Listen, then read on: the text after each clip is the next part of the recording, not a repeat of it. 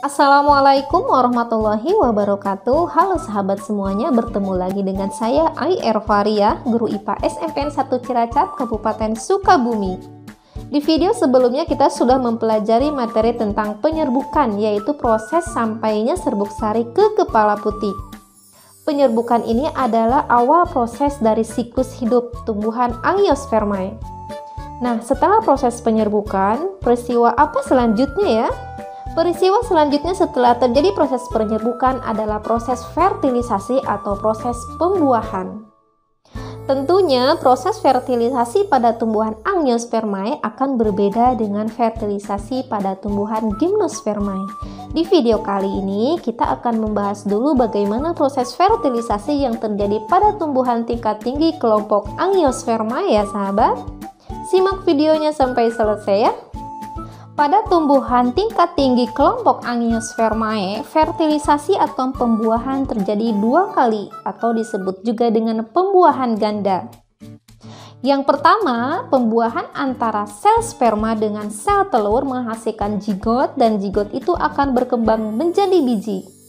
Kemudian yang kedua, pembuahan antara inti sperma yang lain dengan inti kandung lembaga sekunder menghasilkan endospermae sebagai cadangan makanan. Di video sebelumnya sudah dibahas bahwa di dalam kepala sari terdapat kantung serbuk sari atau sporangium. Di dalam sporangium itu terdapat mikrosporopit yang bersifat diploid. Mikrosporopit mengalami pembelahan secara meiosis menghasilkan 4 buah mikrospora. Masing-masing mikrospora mengalami pembelahan satu kali lagi menghasilkan 2 sel inti generatif dan inti vegetatif. Ketika serbuk sari sampai ke kepala putih yang sesuai melalui proses penyerbukan, serbuk sari menyerap air dan berkecambah membentuk buluh serbuk sari. Buluh serbuk sari itu bergerak menuju bakal biji yang diarahkan oleh inti vegetatif. Selama perjalanan menuju bakal biji, inti sperma membelah menjadi 2 sel, yaitu inti sperma 1 dan inti sperma 2. Setelah sampai di bakal biji, inti sperma 1 masuk melalui lubang kecil yang disebut dengan mikrofil, kemudian membuahi sel telur yang bersifat haploid dan membentuk zigot yang bersifat diploid. Zigot inilah yang akan menjadi calon individu baru. Sedangkan inti sel sperma 2 akan membuahi inti kandung lembaga sekunder, menghasilkan endospermae yang bersifat triploid atau 3N. Endospermae ini berfungsi sebagai cadangan makanan selama pertumbuhan embrio. Jadi pada proses ini terjadi pembuahan ganda, yaitu pembuahan inti sperma 1 dengan sel telur menghasilkan zigot, kemudian pembuahan inti sperma 2 dengan inti kandung lembaga sekunder menghasilkan endospermae. Sahabat, serbuk sari yang sudah menempel di kepala putik yang sesuai maka akan dilanjutkan dengan proses fertilisasi atau pembuahan. Maksudnya, jika serbuk sari yang menempel di kepala putik yang tidak sesuai, misalnya karena tidak sejenis tumbuhannya, maka serbuk sari tidak akan berkecambah membentuk buluh serbuk sari, sehingga tidak akan terjadi pembuahan. Karena salah satu syarat terjadinya pembuahan adalah serbuk sarinya berasal dari tumbuhan yang sejenis. Kemudian di permukaan serbuk sari itu terdapat senyawa kimia yang akan bereaksi dengan senyawa kimia yang terdapat pada putik yang sesuai.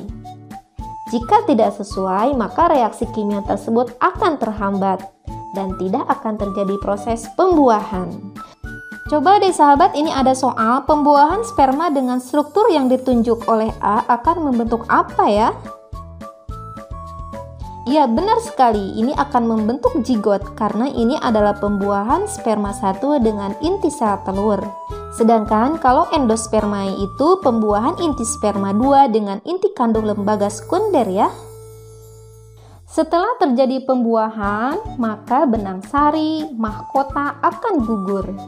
Bakal biji berkembang menjadi biji dan bakal buah atau ovarium berkembang menjadi buah yang akan membungkus biji tersebut. Bisa 1 biji ataupun lebih tergantung jenis tumbuhannya. Kita lihat nih sahabat, perkembangan bakal buah menjadi buah ini contoh pada apel ya. Bakal biji berkembang menjadi biji dan ovarium berkembang menjadi buah yang membungkus biji. Sahabat, buah itu ada yang bisa dimakan, ada juga yang tidak bisa ya. Pada umumnya buah berkembang dari organ reproduksi betina yaitu putik yang disebut dengan bakal buah. Bakal buah tersebut mengandung bakal biji.